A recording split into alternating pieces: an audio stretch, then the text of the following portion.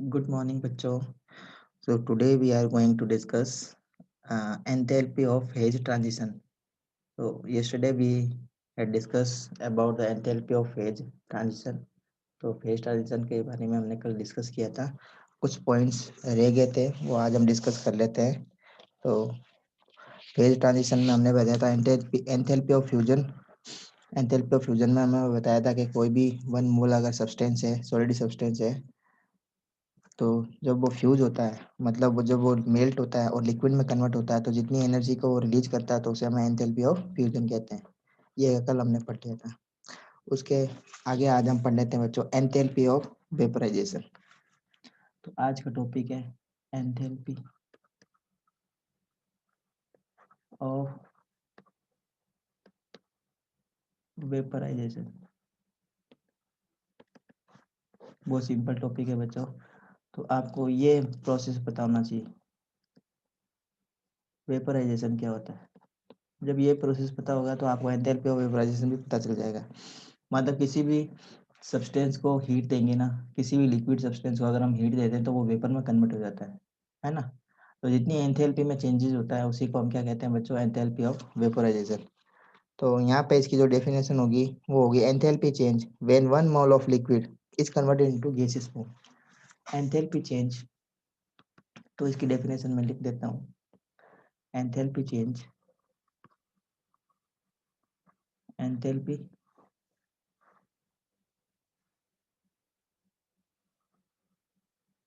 Change when one mole of liquid, one mole of liquid is converted into its gaseous state।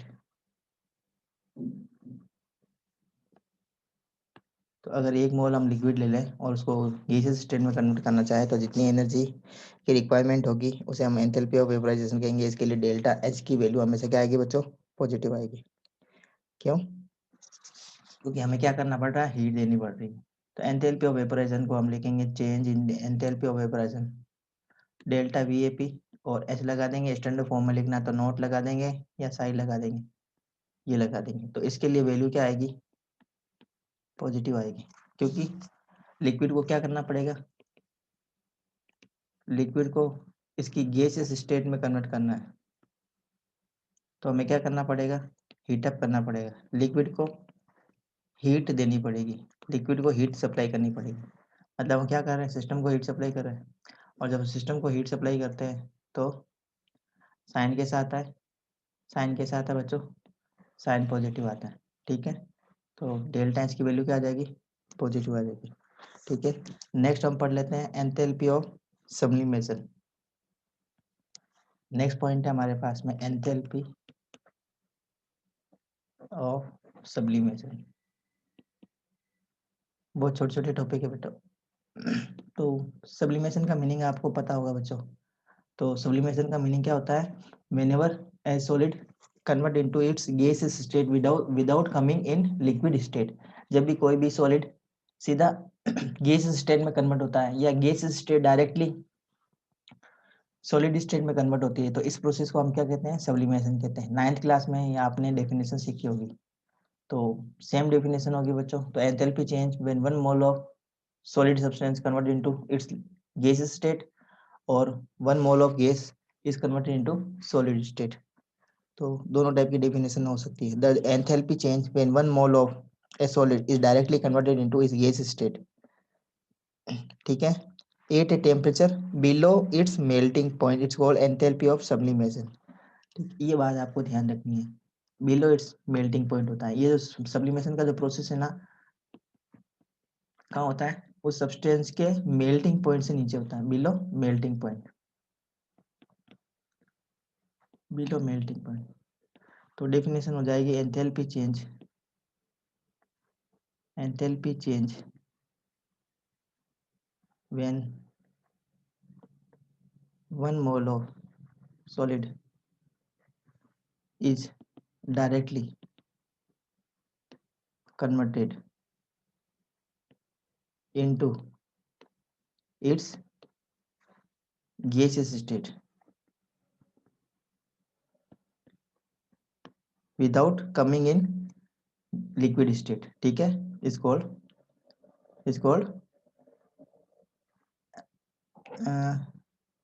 the energy enthalpy change when 1 mole of solid indirectly converted into gaseous state is called enthalpy of sublimation, ठीक है। तो उसको हम क्या बोलेंगे, enthalpy of sublimation कहेंगे।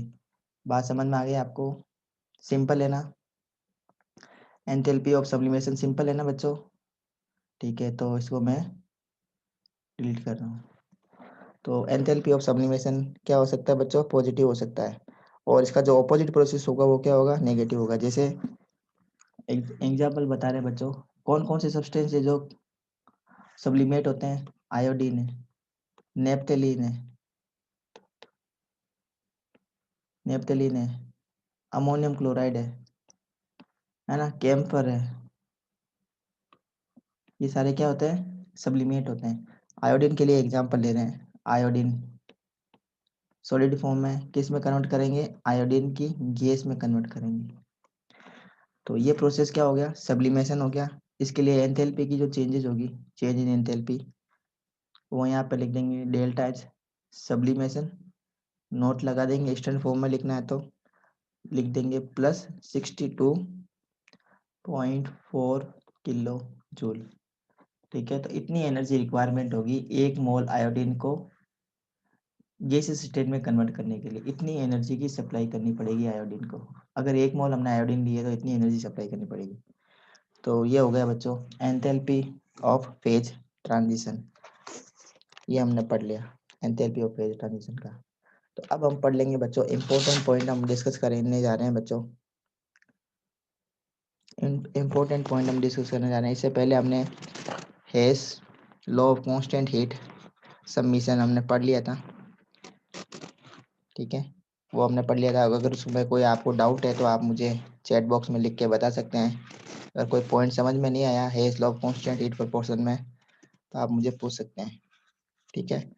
आज हम पढ़ेंगे बच्चों spontaneous and non spontaneous process क्या होते हैं, very very important new topic, spontaneous and non spontaneous process. जैसा नाम से ही विदित है बच्चों, स्पॉन्टेनियस प्रोसेस,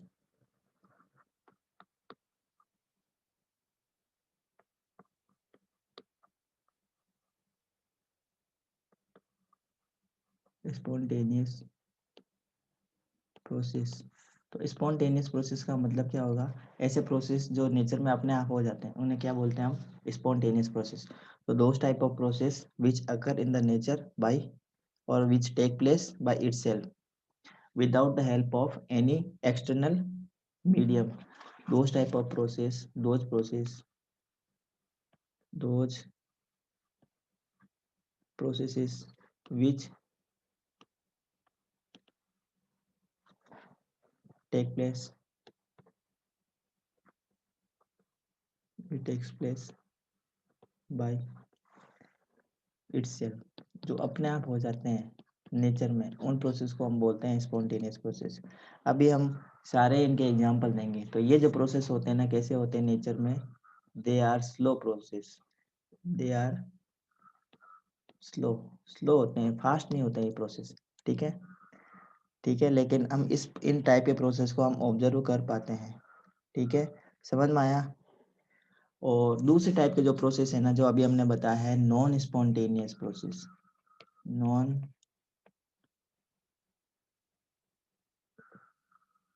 स्पॉन्टेनियस प्रोसेस। तो नॉन स्पॉन्टेनियस प्रोसेस क्या होते हैं, ऐसे प्रोसेस जो नेचर में अपने आप नहीं होते हैं, उनको इनिशिएट कराना पड़ता है, ठीक है, उनको इनिशिएट करवाना पड़ेगा तब वो जाके प्रोसेस स्टार्ट होंगे। तो उन प्रोसेस को हम बोलते हैं बच्चों नॉन स्पॉन्टेनियस प्रोसेस। अभी हम एग्जांपल देंगे तो सारी ये चीज़ें क्लियर हो जाएगी आपकी। तो स्पॉन्टेनियस प्रोसेस का अभी हमने एग्जांपल, अभी हमने डेफिनेशन बताया, a process which under some given conditions take place by itself और by initiation independent of the rate is called spontaneous process। ये इसकी डेफिनेशन है, और ये डेफिनेशन अगर आप ध्यान में रखोगे तो भी करेक्ट मानी जाएगी। अब एग्जाम्पल्स क्या है बच्चों स्पॉन्टेनियस प्रोसेस का, जो अपने आप हो जाते हैं। इनके एग्जाम्पल्स देख लेते हैं बच्चों। Examples examples of spontaneous process कौन कौन से एग्जाम्पल है? सबसे पहले ध्यान से देखेंगे बच्चों। पहला है dissolution of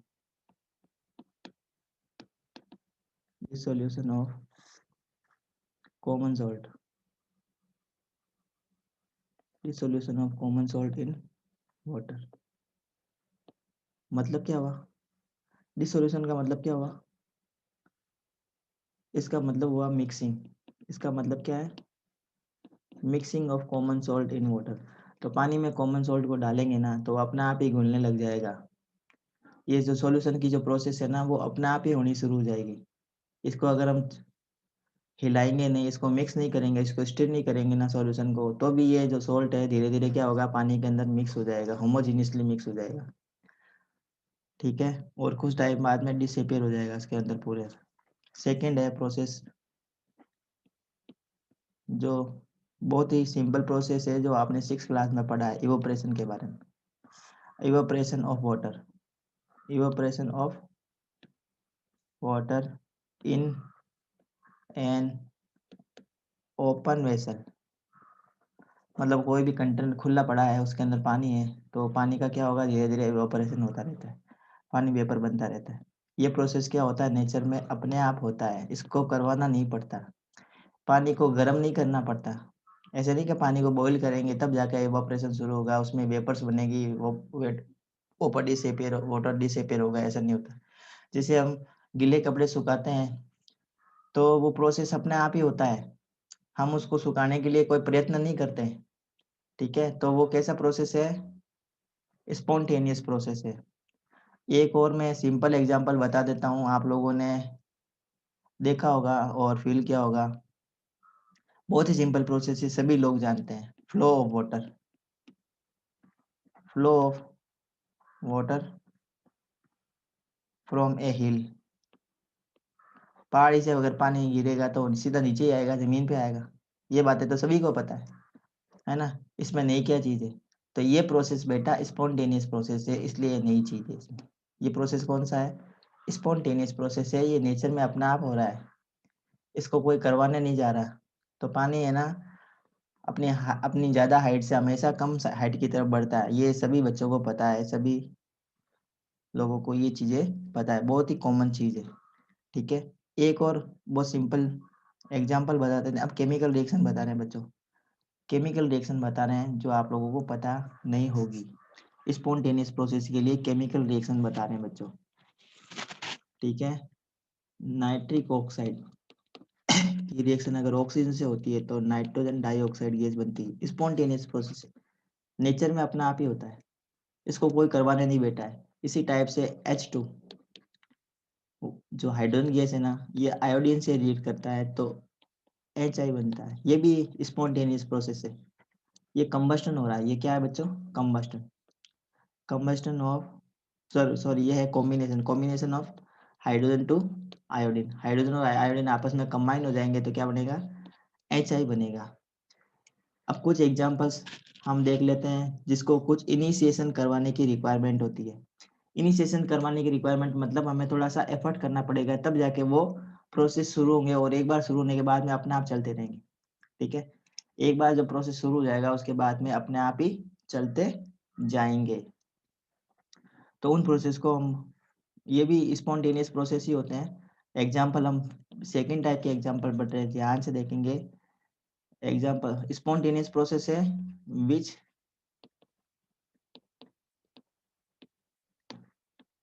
take place on initiation.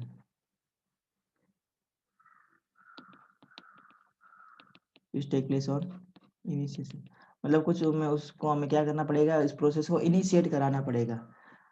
उस प्रोसेस को क्या करवाना पड़ेगा बच्चों? इनिशिएट कराना पड़ेगा, तब जाके वो प्रोसेस स्टार्ट होगा। और एक बार जब प्रोसेस स्टार्ट हो जाएगा, एक बार जब प्रोसेस स्टार्ट हो जाएगा तो वो क्या हो जाएगा? स्पॉन्टेनियस हो जाएगा। क्या हो जाएगा? वो स्पॉन्टेनियस हो गया, वो अपने आप ही होना स्टार्ट हो जाएगा। लेकिन एक बार हमें क्या कराना पड़ेगा? उस प्रोसेस को स्टार्ट कराना पड़ेगा।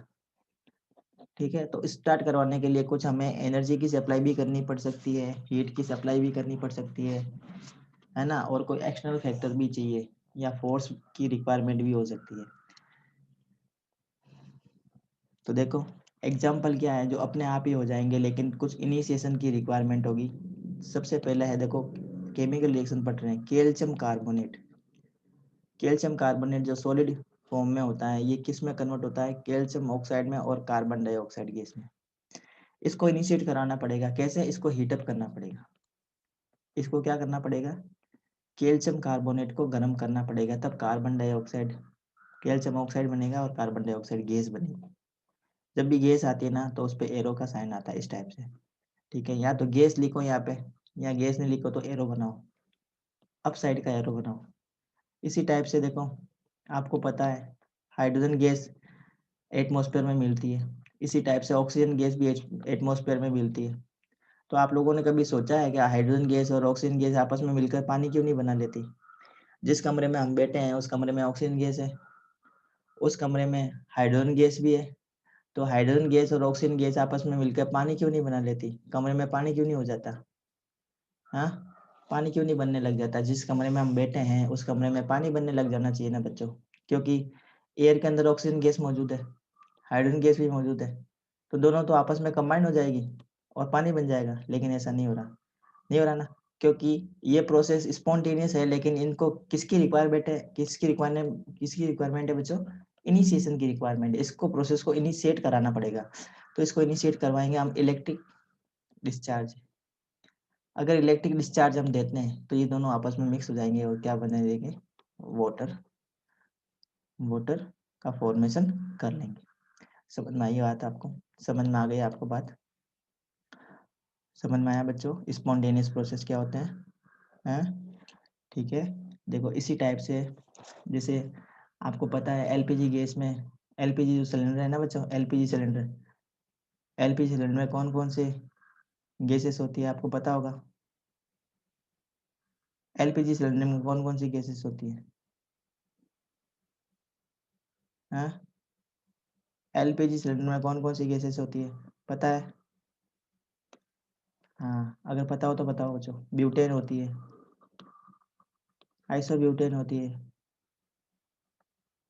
ब्यूटेन होती है, आइसोब्यूटेन होती है, और कैसी होती है बच्चों, मीथेन गैस भी होती है, आपको पता होगा।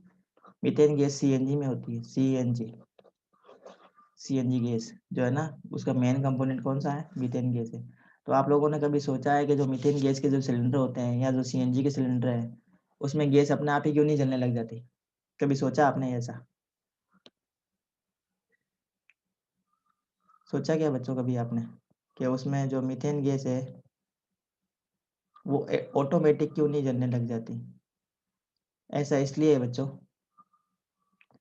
ऐसा इसलिए है कि ये जो प्रोसेस है ना, इसको इनिशिएट करवाना पड़ेगा। ये जो मीथेन गैस है ना, इसको क्या कराना पड़ेगा, इनिशिएट कराना पड़ेगा, तब जाके ये बर्न होगी। तो इनिशिएट करवाएंगे इसको ऑक्सीजन की प्रेजेंस में, है ना, ऑक्सीजन की प्रेजेंस में इसको इनिशिएट करवाएंगे, मतलब इसको थोड़ा सा बर्न करवाएंगे in the presence of oxygen, तब ये क्या होगी, कार्बन डाइऑक्साइड गैस बनेगी, वाटर वेपर बनेगी। तो आपको पता चल गया होगा बच्चों अब स्पॉन्टेनियस प्रोसेस क्या होते हैं, स्पॉन्टेनियस प्रोसेस के बारे में पता चल गया होगा। तो स्पॉन्टेनियस प्रोसेस में हमने दो टाइप के प्रोसेस पढ़े, एक प्रोसेस जो अपने आप ही हो जाते हैं, दूसरे प्रोसेस भी अपने आप ही होते हैं, इसको कोई करवाने की रिक्वायरमेंट नहीं होती, लेकिन इसको क्या करवाना पड़ता है, इसको कुछ इनिशिएशन देना पड़ता है, इसको कुछ इनिशिएट लेना पड़ता है, इसको करवाने के लिए कुछ हमें एक्सटर्नल फोर्स की रिक्वायरमेंट होती है, ठीक है, या फिर हमें हीट की रिक्वायरमेंट होती है, या फिर हमें इलेक्ट्रिक डिस्चार्ज की रिक्वायरमेंट होती है, ठीक है ना, करंट की मतलब इलेक्ट्रिसिटी की रिक्वायरमेंट होगी, या फिर हीट की रिक्वायरमेंट होगी, या फिर लाइट की रिक्वायरमेंट होगी, किसकी, लाइट की रिक्वायरमेंट होगी, या फिर कुछ एक्सटर्नल फोर्स की रिक्वायरमेंट होगी। वो सारे प्रोसेस क्या होंगे, स्पॉन्टेनियस प्रोसेस होंगे, या तो खुद हो जाए, अपने आप हो जाए, या फिर उसको इनिशिएट कराना पड़े, और इनिशिएट करवाने के बाद में अपने आप हो जाएंगे। ऐसा नहीं कि उसको कंटिन्यू हमें इनिशिएट करवाना ही पड़ेगा, ऐसा नहीं है। तो एक बार उसको इनिशिएट करवा के छोड़ दो, उसके बाद में वो अपने आप होने शुरू हो जाते हैं। तो ऐसे प्रोसेस को हम क्या कहते हैं, स्पॉन्टेनियस प्रोसेस कहते हैं। I think the point is clear, सबको समझ में आ गया होगा बच्चों। आप लोग यही चाहते हो कि हमारी अगर क्लास नहीं हो तो बहुत ही बढ़िया हो जाए, हमें मजा आ जाए, है ना?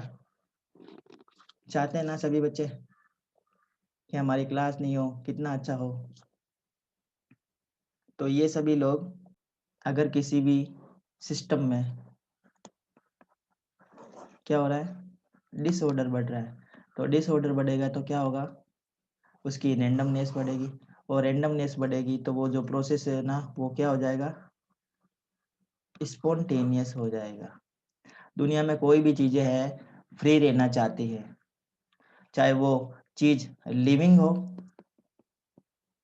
चाहे वो नॉन लिविंग हो। तो ये लिविंग और नॉन लिविंग दोनों के ऊपर ही डिपेंड करती है। लिविंग में हम एग्जांपल बता देते हैं बच्चों ह्यूमन बींग्स का।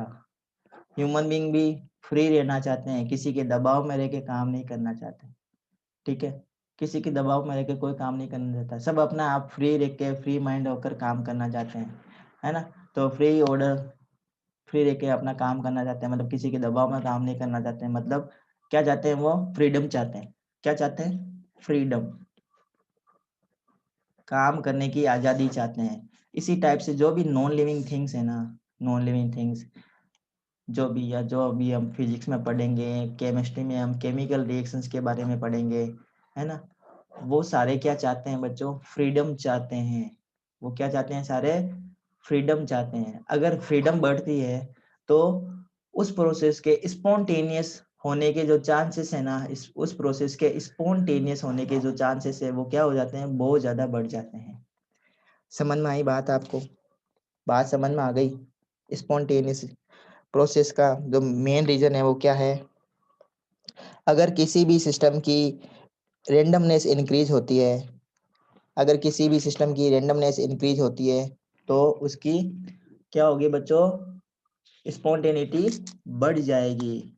क्या हो जाएगी? उसकी स्पॉन्टेनिटी बढ़ जाएगी। जैसे हम एग्जाम्पल के तौर पे बताते हैं बच्चों, जैसे अभी हमने बताया था कि evaporation of water, evaporation evaporation of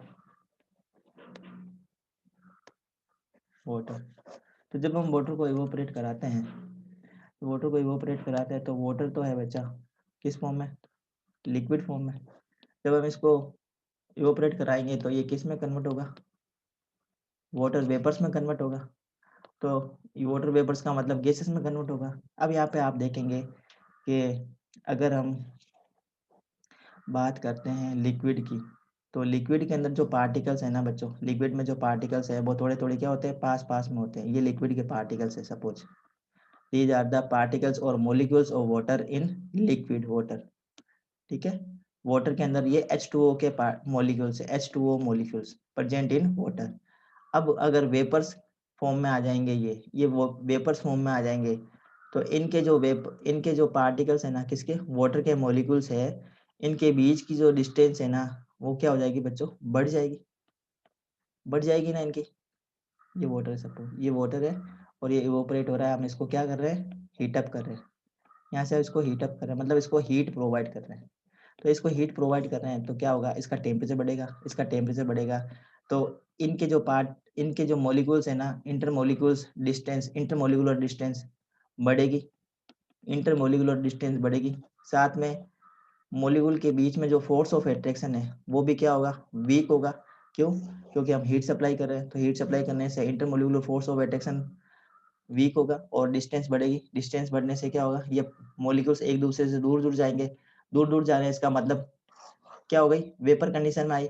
अब देखो हमें पता है कि इन दोनों की अगर हम बात करें, किसकी? वाटर की और वाटर वेपर्स की, इन दोनों के मॉलिक्यूल्स की अगर हम कंपैरिजन करते हैं, इन दोनों के मॉलिक्यूल्स का अगर हम कंपैरिजन करते हैं, किसका? वाटर का और वाटर वेपर्स का, तो दोनों में से किसकी रेंडमनेस ज्यादा है बच्चों? किसकी रेंडमनेस ज्यादा है? बताओ आप, किसकी रेंडमनेस ज्यादा है? किसकी फ्रीडम ज्यादा है? किसकी फ्रीडम ज्यादा है? वाटर के मॉलिक्यूल्स की फ्रीडम ज्यादा है या गैसेस के पार्टिकल की फ्रीडम ज्यादा है?